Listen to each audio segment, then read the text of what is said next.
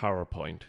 How to print slides with notes or speaker notes. Hello everybody, I'm Fergus Fadden and I'm back with a tutorial on PowerPoint this time, as I mentioned, showing you how to print these notes.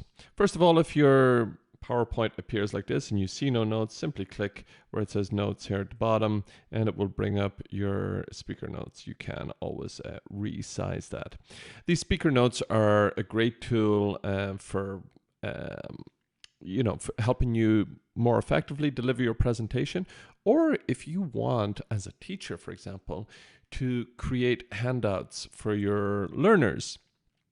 You can use the slide as the visual part, and then you could use the speaker notes as the instructions or the tasks, and then create a really visually appealing handout there for your learners.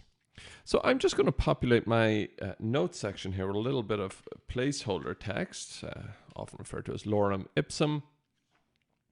And then in order to print off my slides, either on paper or print to a PDF, to include my speaker notes, I simply need to go to File, Print, and under Settings, the second drop down here, you need to select this Notes page. By default, it's going to be on full page slides, but what you want is Notes page. And notice it's giving me the slide and then it's including that placeholder text that I entered there.